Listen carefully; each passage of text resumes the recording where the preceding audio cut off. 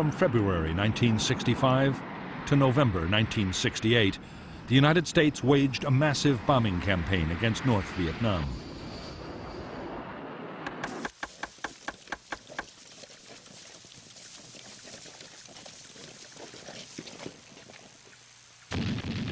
Operation Rolling Thunder sent American warplanes against heavily defended targets. It was a destructive and costly battle as both sides used ever more sophisticated weapons and tactics.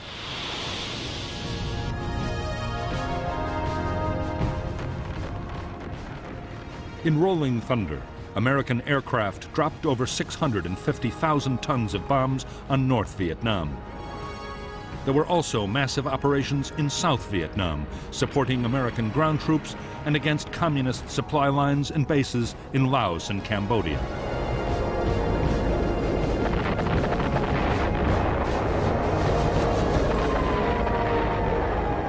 The air war in Southeast Asia was more than a contest between the United States and North Vietnam. From the start, America's Cold War enemies, China and the Soviet Union, were backing the North with weapons, advisors, and support personnel.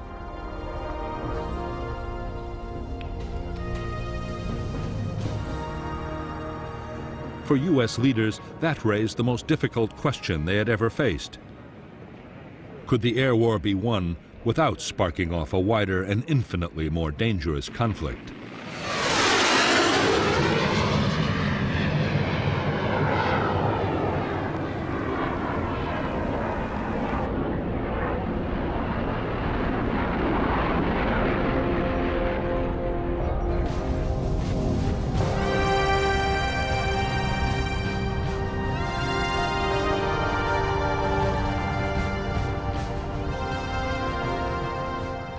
The United States Air Force began its war in Southeast Asia more than 3 years before American combat troops set foot in Vietnam. In late 1961, President John F. Kennedy ordered more help for the South Vietnamese government in its war against the Viet Cong guerrillas.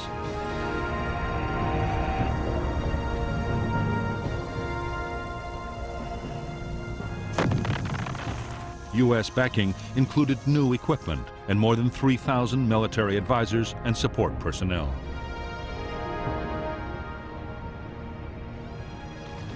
Soon, U.S. Army and Marine helicopters were flying South Vietnamese government soldiers and their American advisors into combat against the Viet Cong. U.S. Air Force transport planes helped with troop deployments and supplies.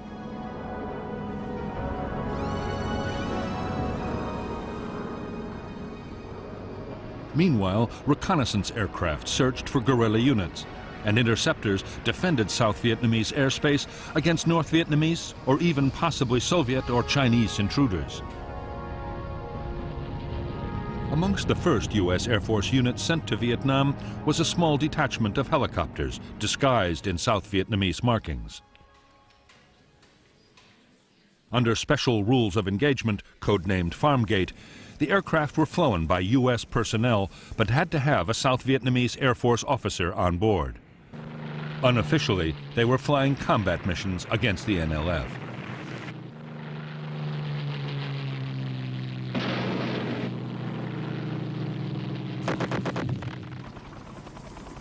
In spite of American efforts, the NLF inflicted a series of defeats on the South Vietnamese Army in 1963. Guerrilla numbers were rising, and they were better armed and led than ever. With each month that passed, the NLF was getting more weapons, ammunition, and trained men from North Vietnam.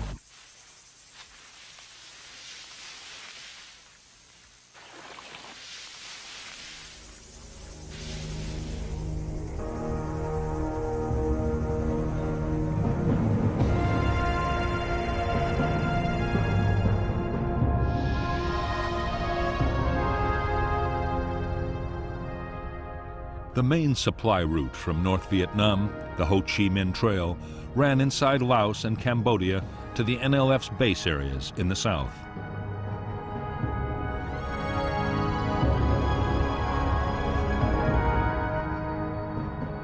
The trail was manned by North Vietnamese army troops with the help of Laotian guerrillas who were waging their own war against the Lao government.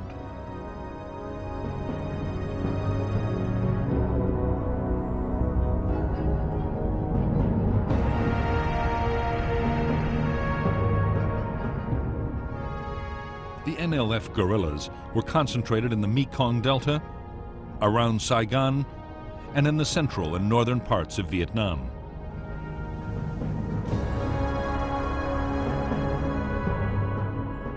It was near these areas that the Americans stationed helicopter companies to carry South Vietnamese troops into battle.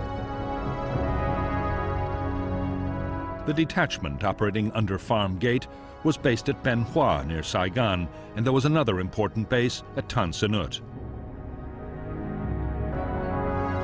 3 smaller airfields also supported fixed-wing operations.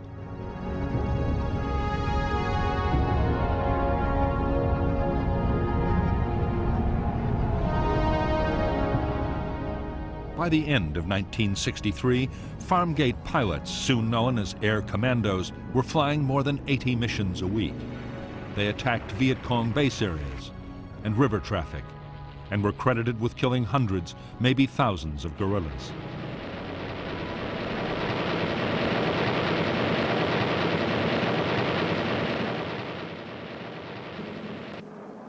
Operation Ranch Hand flights, spraying a deadly herbicide to destroy jungle cover, were also flown under Farm Gate rules.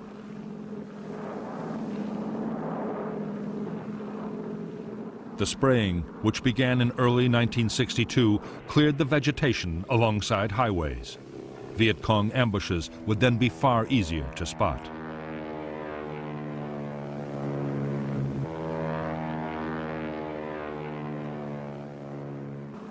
Ranch Hand's mission was soon extended beyond preventing ambushes.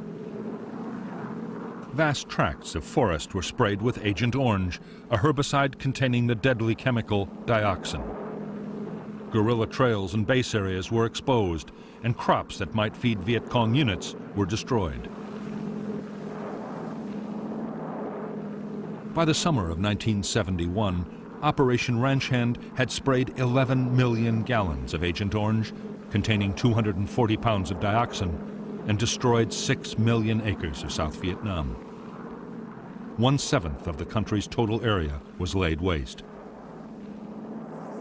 Herbicides containing dioxin were banned for use in the U.S. by the Department of Agriculture in 1968. In Vietnam, the spraying continued until 1971.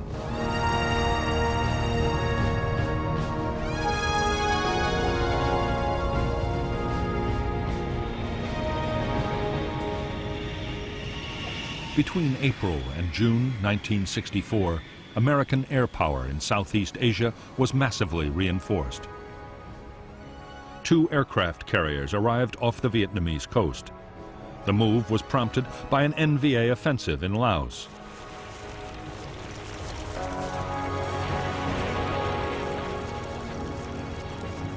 To help Laotian government forces, U.S. aircraft mounted a big reconnaissance effort, codenamed Operation Yankee Team.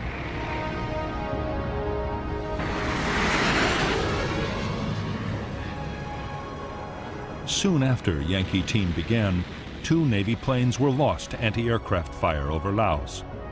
The Air Force retaliated by hitting the enemy gun positions in the first jet bombing raids in Southeast Asia.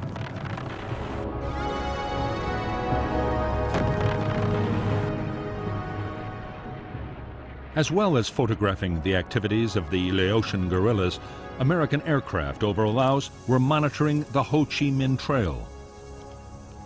It was clear that North Vietnam was sending more men and supplies to the southern guerrillas than ever before.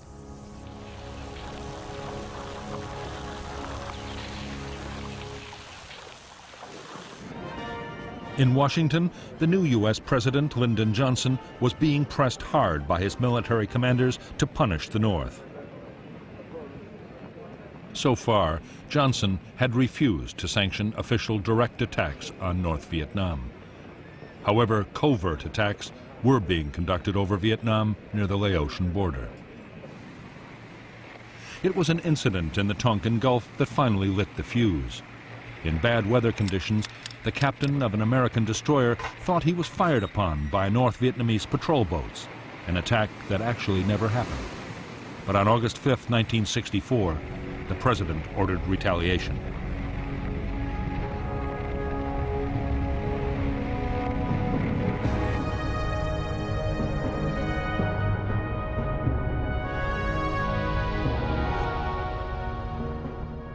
Operation Pierce Arrow was launched by the carriers Ticonderoga and Constellation. Aircraft from Constellation bombed North Vietnamese naval facilities at Hong Gai and Loc Chau, with the loss of 2 American aircraft. Fuel storage tanks and a patrol boat base at Vinh and another base at Quang Cay were attacked by aircraft from Ticonderoga. Later, a follow-up strike completed the devastation at Vinh.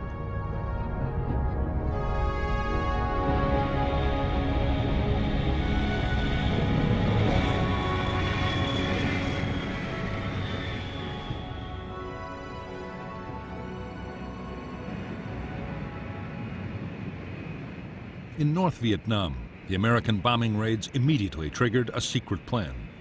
For years, the North had been creating an air force with Soviet-built jet fighters. The force had been based in China.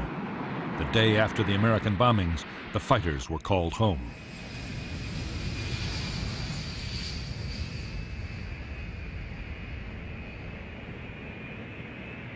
Even as the North Vietnamese fighters began to patrol out of their new base, the Americans rushed their own reinforcements to the region.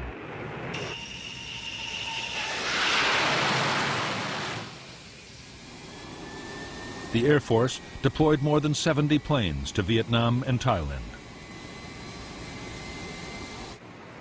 The Navy sent 2 more carriers steaming towards the Gulf of Tonkin.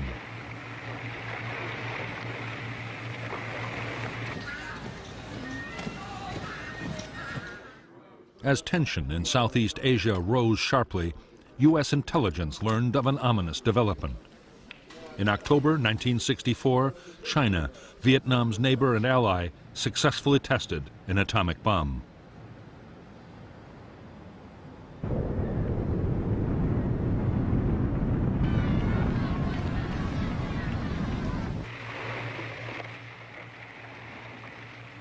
In the closing weeks of 1964, American aircraft launched a new campaign in Southeast Asia. The aim was to find and destroy North Vietnamese transport and installations on the Ho Chi Minh Trail in Laos. For the Americans, Operation Barrel Roll was the start of an attempt to cut off supplies to the NLF that would last for a full 8 years.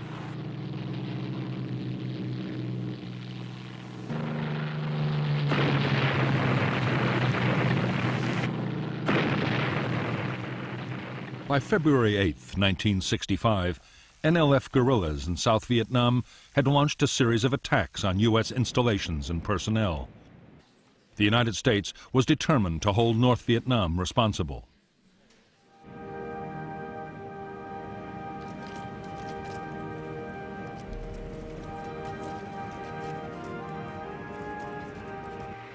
Carrier aircraft had been kept ready to retaliate if the president gave the order. On February 7, 1965, they were unleashed against North Vietnamese targets.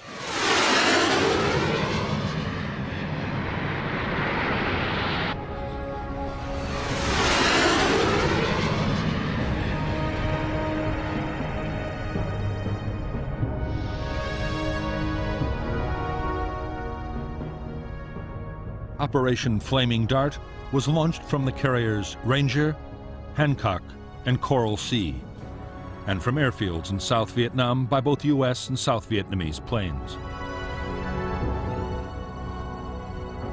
The targets were North Vietnamese Army barracks and the 325th Infantry Division's training base at Dong Hoi. Because of bad weather, only one target was hit in strength, at the cost of an aircraft shot down.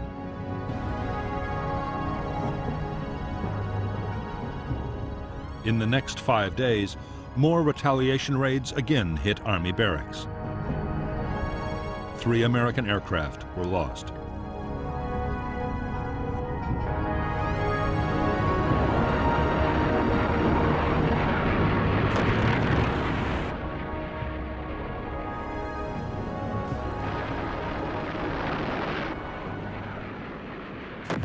Up to now, the American airstrikes on the north had been in retaliation for particular incidents. However, many in Washington believed that bombing should have a much bigger role to play. They argued a sustained campaign of attacks could make North Vietnam stop supporting the war in the South.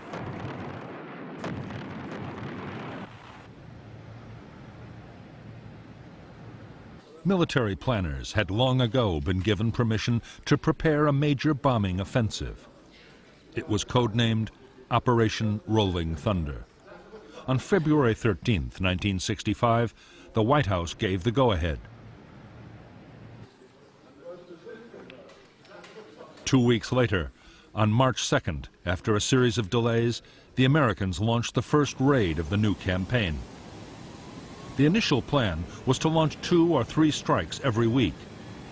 But by March 19th, with Rolling Thunder 7, the airstrikes became a sustained and regular effort.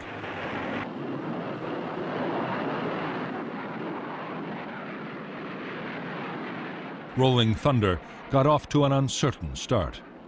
The first mission, flown by more than 100 aircraft, hit an ammunition dump in the Quang Ke Naval Base. 5 U.S. aircraft were lost. In the following weeks, North Vietnamese radar, railway bridges, and military bases were attacked, but more American aircraft were shot down. Already, it looked like an air war over North Vietnam might prove far more costly than anyone had expected.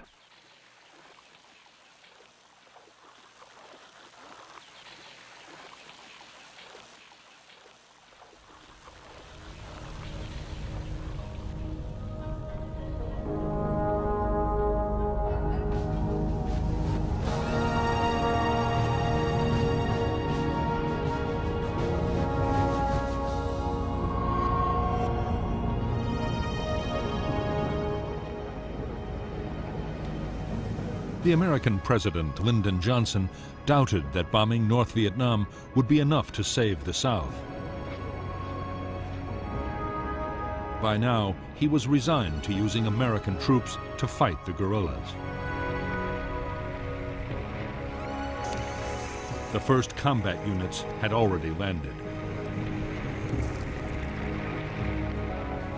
Johnson's biggest worry, shared by his Defense Secretary Robert McNamara, was that bombing North Vietnam might spark off a much bigger war.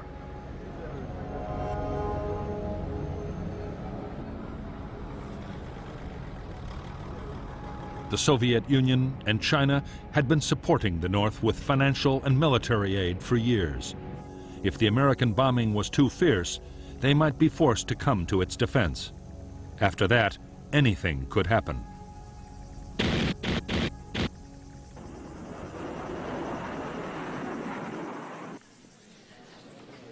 Johnson's fears that the war in Vietnam could spiral out of control were not shared by his military leaders.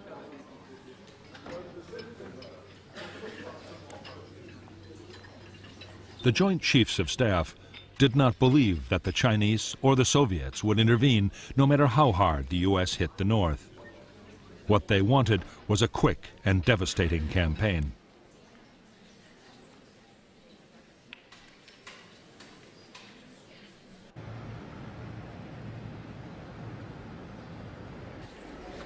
Whatever the doubts of his military leaders, Johnson was sure that massive bombing of North Vietnam would draw in the Chinese. The only course the president could see was to keep strict control of the offensive himself. Each week, the list of targets to be struck would have to be approved by him at the White House.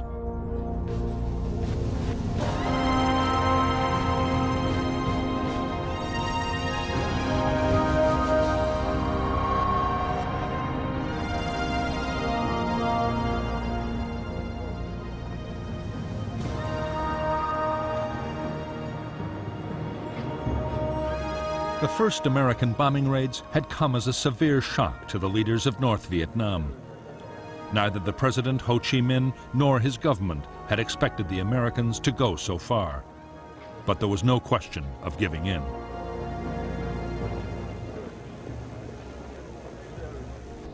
On April 8, 1965, Premier Pham Van Dong replied to a peace overture from the American president with his own list of uncompromising demands.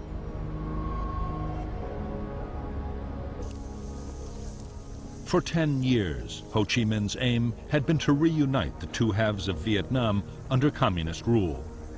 Now the NLF guerrillas in the south were so close to victory, he saw no reason why he should negotiate.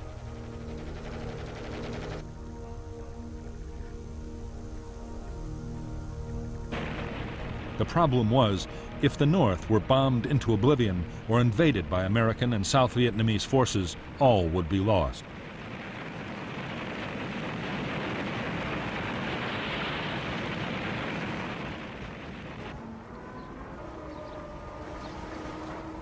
Only with massive help from the Soviet Union and China could North Vietnam hope to survive.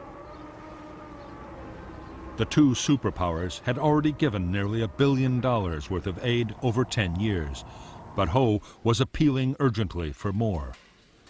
Ho meant to play on the bitter rivalry between the two powers to get all the help he could.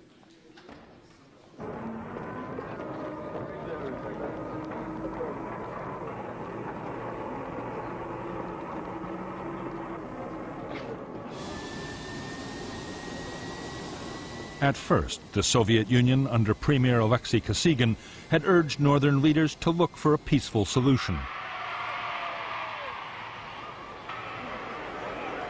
But Kosygin was actually in Hanoi in February 1965 when Rolling Thunder began. The Russian position hardened. The Soviets now promised sophisticated radar, air defense missiles, and more jet fighters.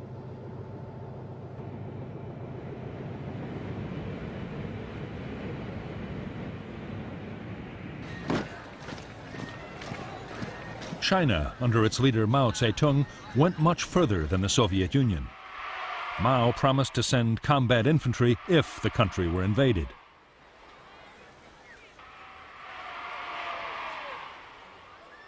Meantime, to help the North defend itself against the bombing, he promised anti-aircraft units. Mao meant to guarantee the survival of his neighbor, whatever the risks.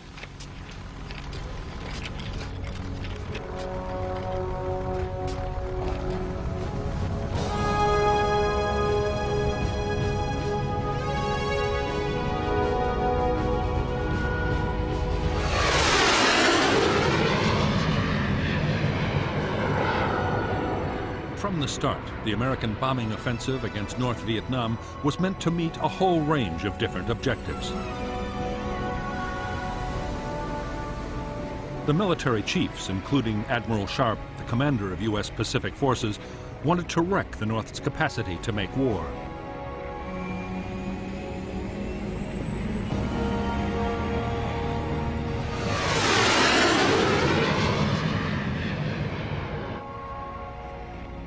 The U.S. ambassador in Saigon, Maxwell Taylor, saw the raids as a morale booster for South Vietnam. The Defense Secretary, Robert McNamara, meant them to put on pressure, which could be stepped up gradually until the North agreed to U.S. demands.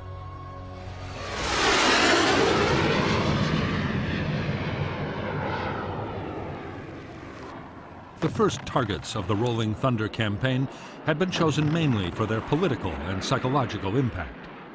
However, to justify the mounting toll of lost pilots and aircraft, McNamara now wanted more concrete results.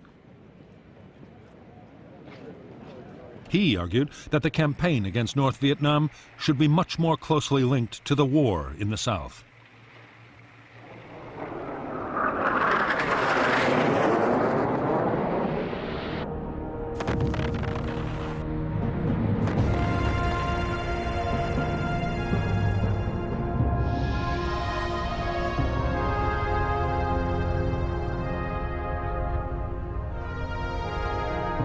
The new American plan for Operation Rolling Thunder focused on the part of North Vietnam between the demilitarized zone, separating North and South, and the 20th parallel.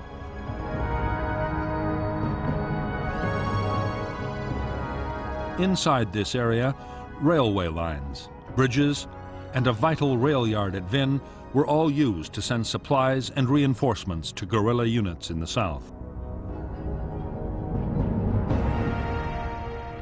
These lines of communication were to be cut in a 3-week campaign which would steadily move north. Armed reconnaissance would then destroy the transport trapped by the broken bridges and rail lines.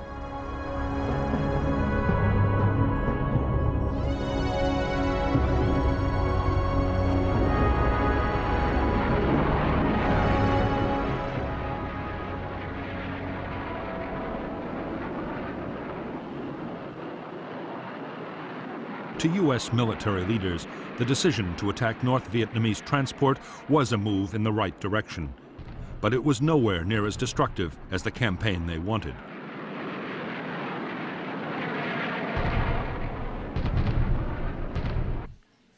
The Joint Chiefs still argued for an all-out offensive to destroy North Vietnam's military centers, air defenses, power stations, and ports.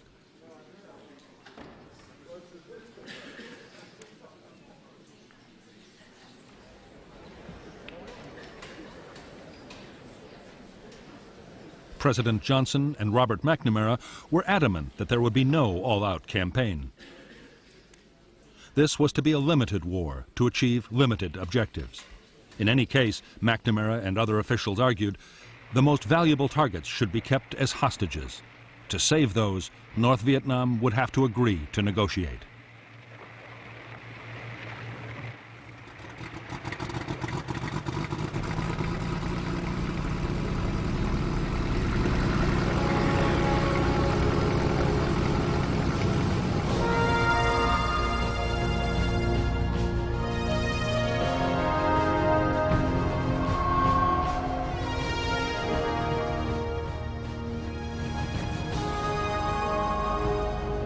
When the Rolling Thunder campaign had begun, North Vietnam's leaders had feared that in a very short time their country could be bombed into rubble.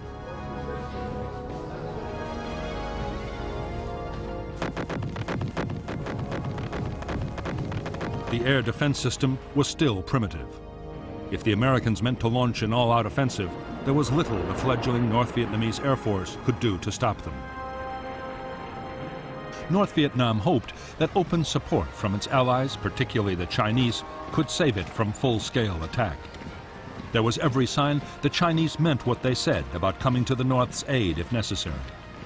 In fact, China was taking the situation in Vietnam so seriously it had changed its whole national defense strategy.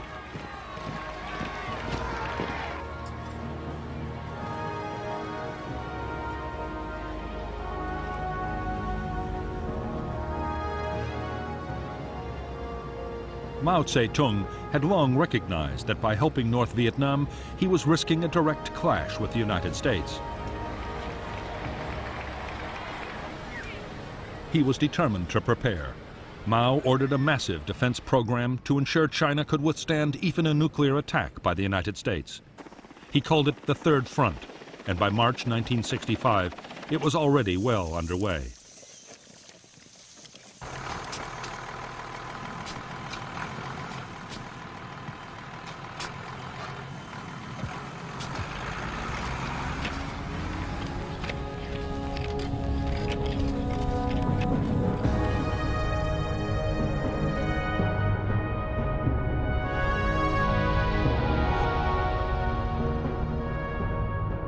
The first stage of the Third Front program had been to take China's industries, mostly concentrated around the big cities, and split them in two.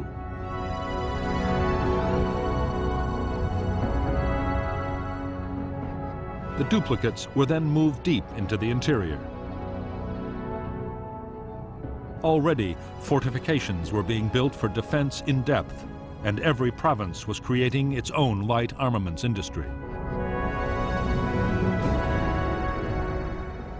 Meanwhile, North Vietnam's defenses against American bombing were also being reinforced.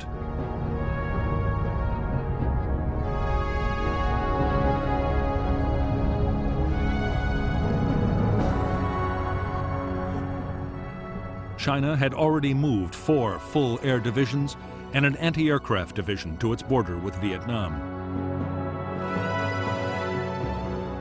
It built airfields close to the frontier as sanctuary and repair facilities for North Vietnam's jet fighters. Inside Vietnam, new airfields would be built and old ones repaired.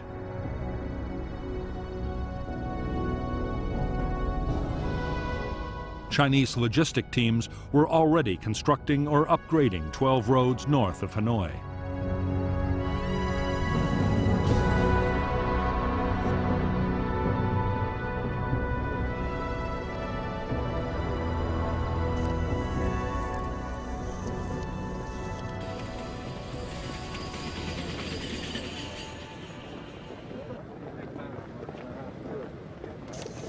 In North Vietnam, full-scale mobilization was being carried out at a frantic pace. Many believed that an invasion might follow the air assault. 1 million people were organized into repair and construction teams. In a massive program, they dug thousands of miles of trenches and millions of single-person air raid shelters. Soon, in Hanoi, there would be a shelter on average every 20 feet.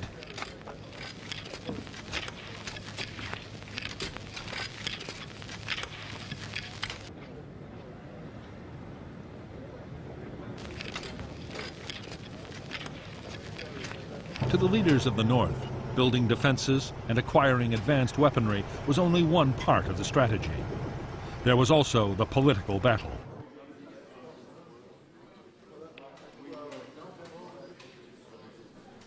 There would be a major propaganda offensive to pressure the Americans into restricting or even stopping their attacks.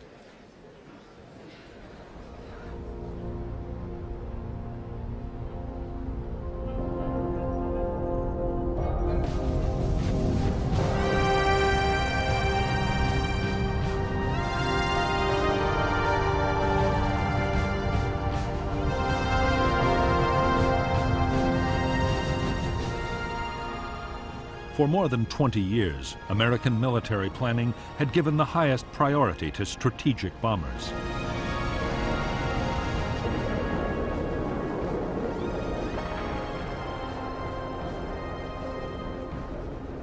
The U.S. had built a huge force of long-range aircraft able to attack targets deep inside the Soviet Union with nuclear weapons. As the conflict with North Vietnam had intensified, Strategic Air Command had modified its giant B-52s to carry conventional bombs.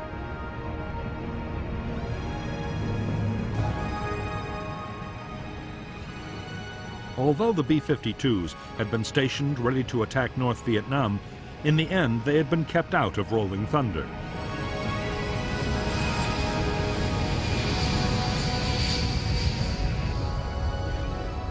The White House believed that the massive high-altitude bombers were just too destructive.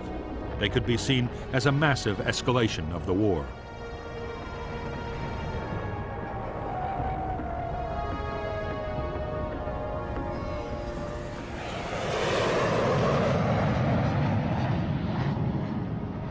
Instead, the smaller and more accurate tactical bombers would fight the strategic campaign against the North. They would also carry out their normal role by supporting ground operations in South Vietnam.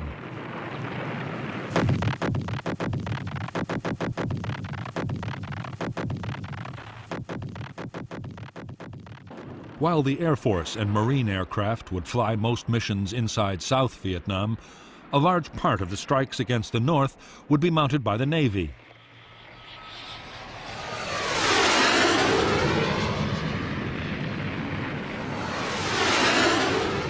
The U.S. Navy had 16 strike carriers and deployed more aircraft than all the world's other navies combined.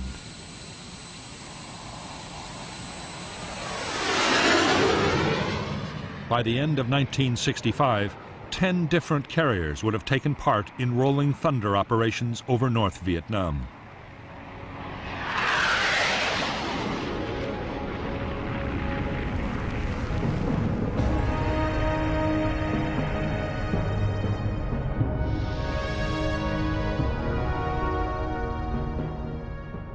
U.S. naval air power off Vietnam was under the command of Task Force 77.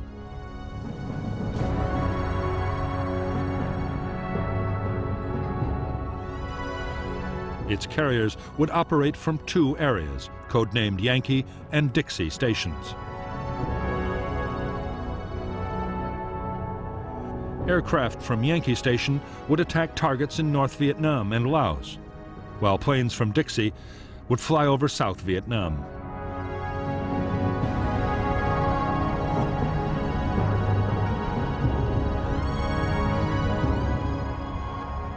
American Air Force units were controlled by the 2nd Air Division. In 1965, the division operated from 2 main airfields in Vietnam and 5 in Thailand.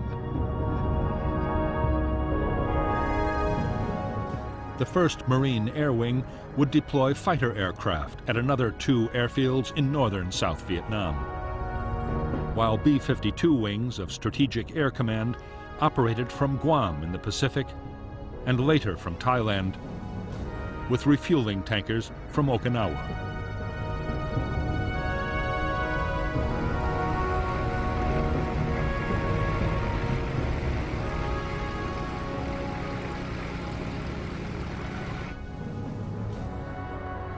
U.S. air commanders had a limited say in how the battle over North Vietnam was fought.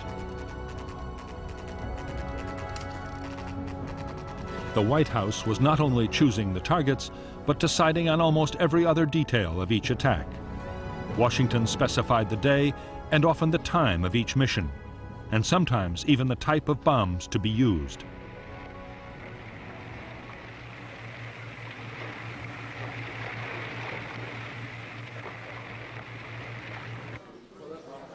From the approved list, American pilots were given a target and 1 or 2 alternatives.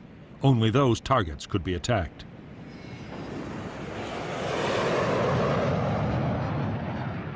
The monsoon weather was still enveloping North Vietnam, making some targets impossible to hit at the time specified in Washington. Air commanders had no authority to improvise.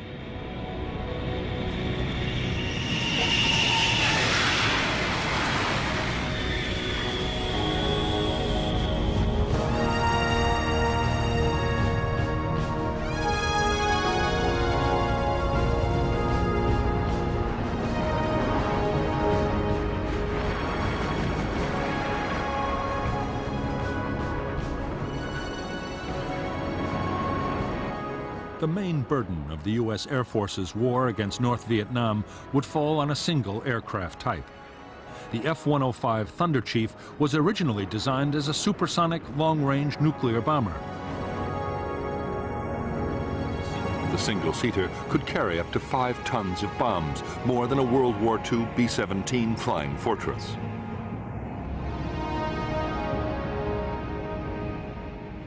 As a fighter escort and for light attack, the Air Force had the F-100 Super Sabre. The F-100 could carry almost 4 tons of bombs. It was also armed with air-to-air missiles and 4 20mm cannon.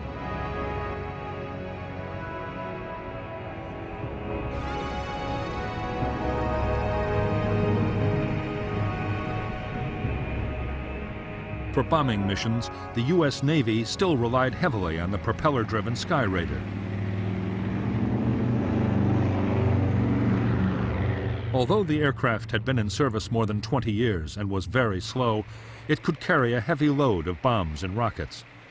It also had astonishing endurance and was able to stay over a target area for hours at a time.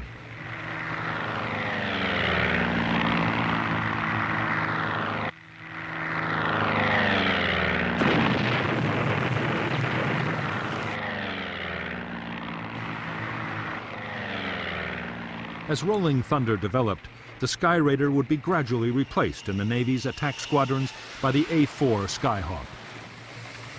The Skyhawk could carry 4 tons of bombs, but it was a slow aircraft, able to reach only 670 miles per hour. Skyhawk raids were usually escorted by Crusader fighters, armed with both cannon and air-to-air missiles.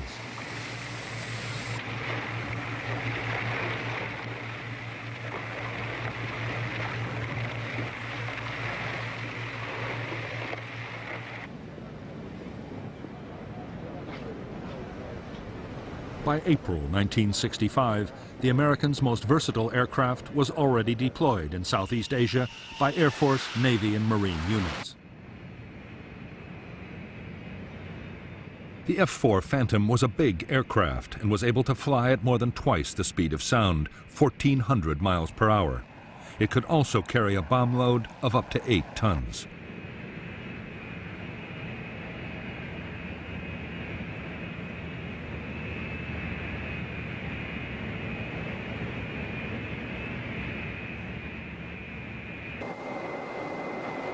As Phantom units took on a bigger role in the war against North Vietnam, one unforeseen shortcoming would soon emerge. The F-4 had been designed to depend for self-defense on its missiles. It had never been fitted with cannon for close-range air combat.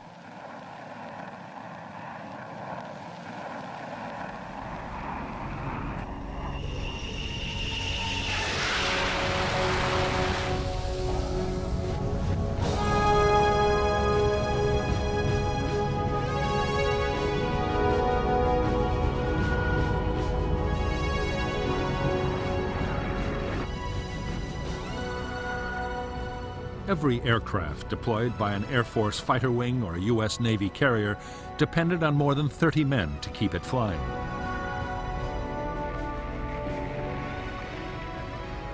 A carrier had a crew of around 4,000 crammed into the ship alongside planes, bombs, and stores. Because the carrier was operating 24 hours a day, the men worked in shifts up to 16 hours long.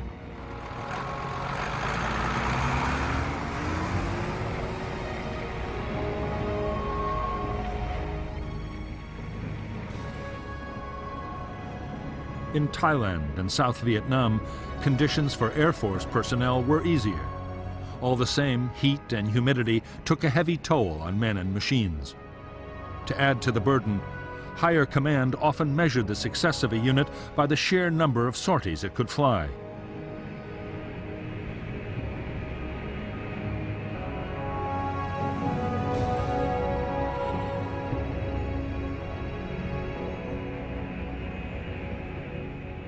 Whether Navy or Air Force, morale was high amongst the air crew who were going into combat over North Vietnam. Aircraft and pilots had been lost, and the enemy's air defenses were still being developed.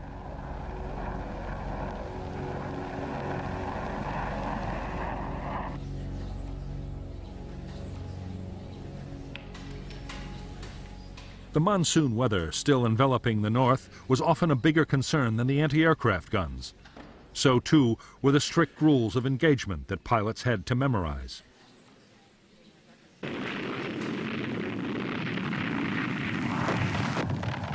Washington had ordered that only confirmed military targets could be hit, and then never in civilian areas. Enemy aircraft had to be identified visually before they could be attacked, in case they were Chinese.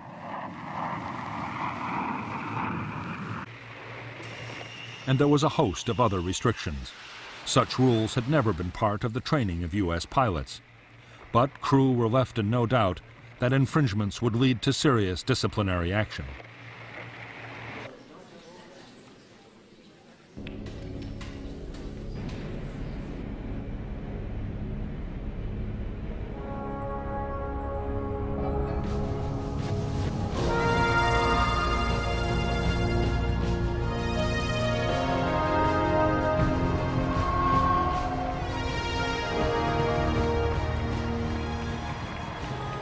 The North Vietnamese armed forces fielded 400,000 men in 13 regular divisions.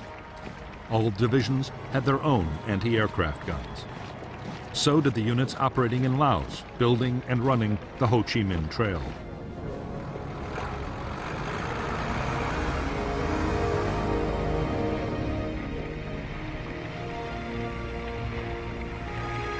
The Navy played a role in air defense too.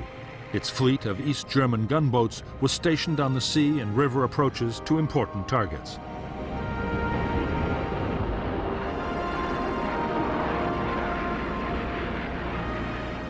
From its beginnings, the North Vietnamese Air Force was part of the Army. As well as its planes and a small number of helicopters, the Air Force controlled the Anti-Aircraft Command, a specialized anti-aircraft artillery formation. It also controlled an increasingly sophisticated early warning radar system supplied by the Soviet Union and China.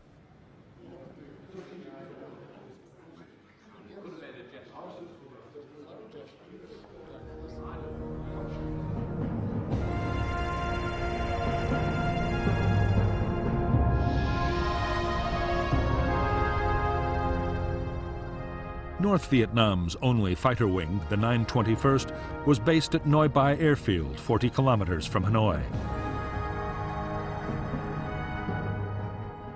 A second wing, the 923rd, was planned for the airfield being built at Kep.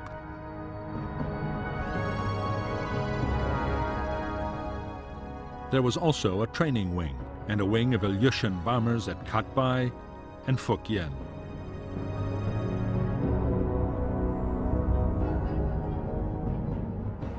The anti-aircraft gun batteries of the Air Defense Force were organized into 4 brigades, concentrated around areas of strategic importance.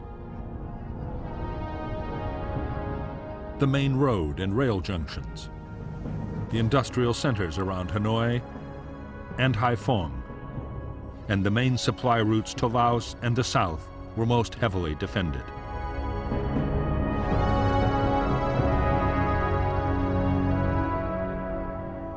Anti-aircraft units were also deployed along the irrigation system of the Red River Valley.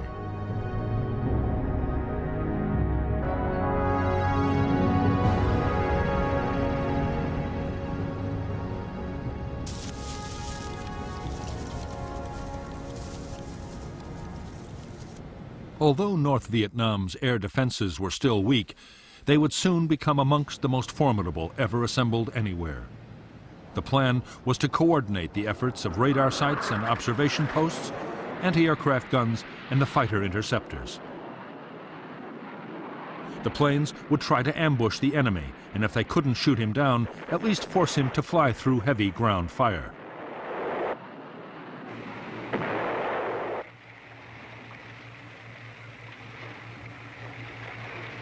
In the early days of the air battle, close cooperation between radar, guns, and fighters would not be easy to achieve. There were too many different anti-aircraft commands.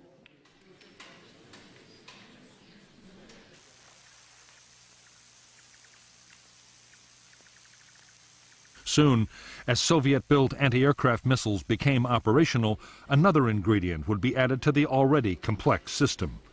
For a long time to come, North Vietnamese pilots would run a very high risk of being shot down by friendly fire.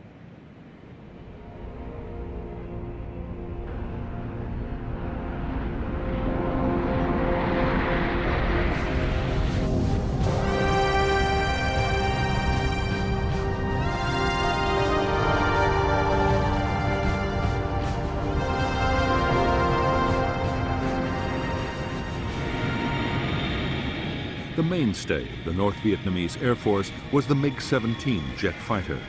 It was an aging design, a top speed of only 710 miles an hour, and was later replaced by the more advanced MiG-21. Yet the MiG-17 was still a formidable interceptor.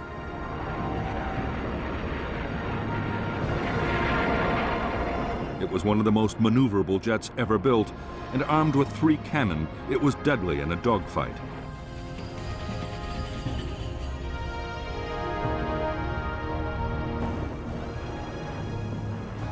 By now, the Air Defense Force had a large number of Soviet and Chinese anti-aircraft guns.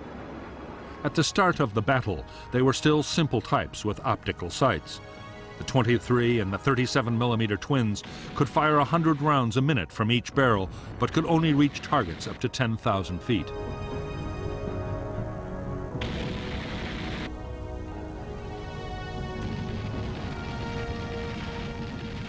The bigger 57mm anti-aircraft guns had a ceiling of 18,000 feet. American pilots could avoid them by flying higher, but in the last moments of an attack, aircraft had to come in low. It was then that the 57mm was an extremely dangerous weapon.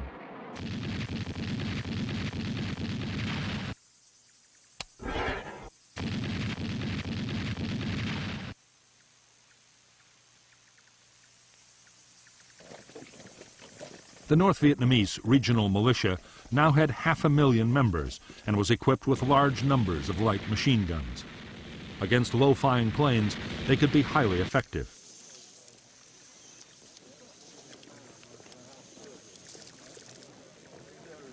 Militia were even taught to use their rifles against enemy raiders, as even a chance hit by a single bullet could bring down a $1 million aircraft in flames.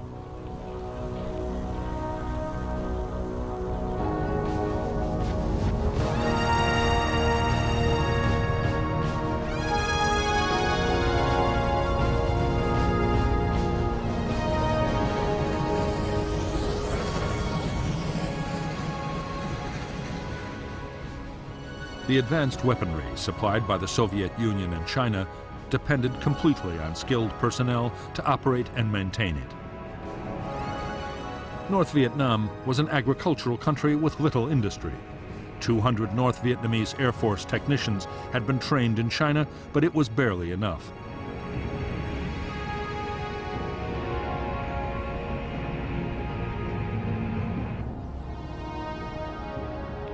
There was also a shortage of skilled radar operators.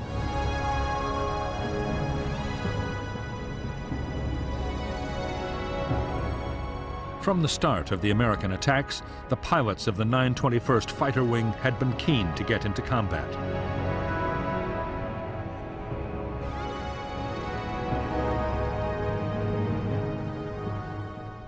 They had been training at a furious pace. Gunnery was given the highest priority. Pilots practice opening fire at ranges down to 150 meters to get a kill on the first pass.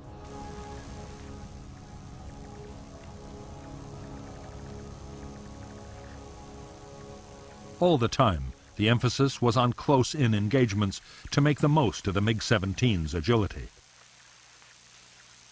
At the same time, the Air Force was training the next batch of pilots as fast as it possibly could.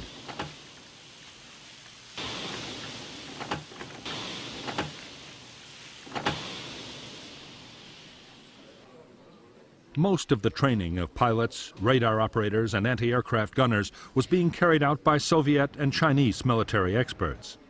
Many had already taken part in combat operations, actually directing the defense. At a higher level, behind the scenes, there were Soviet and Chinese staff officers working to improve the performance of every branch of the North Vietnamese armed forces.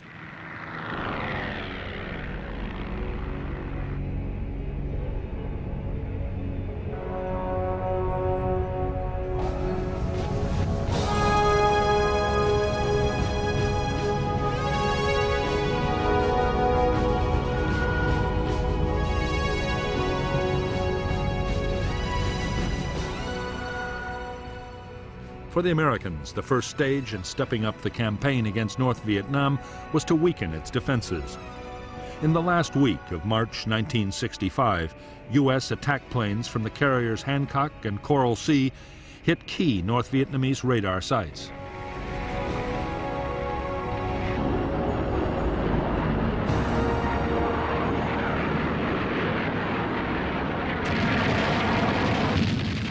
There was a fierce reaction from northern anti-aircraft guns, and several U.S. planes were shot down.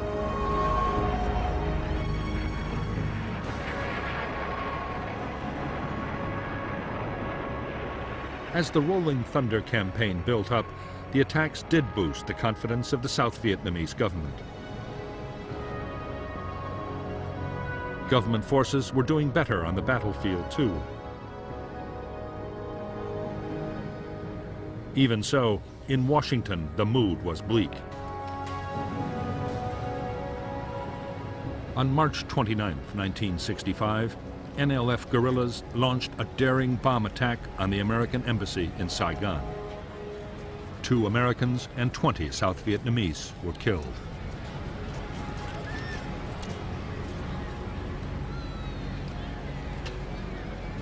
To many in Washington, the attack seemed to underline the need for much stronger measures to be taken in Vietnam. By now, President Johnson himself was pushing for vigorous action.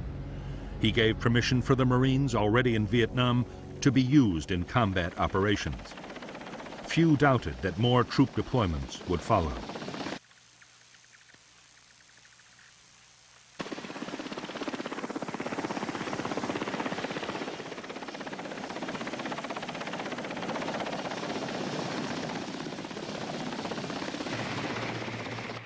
Soon, U.S. aircraft would be faced with 2 missions in Southeast Asia: the continuing campaign against North Vietnam and supporting U.S. troops in a sharply escalating ground war.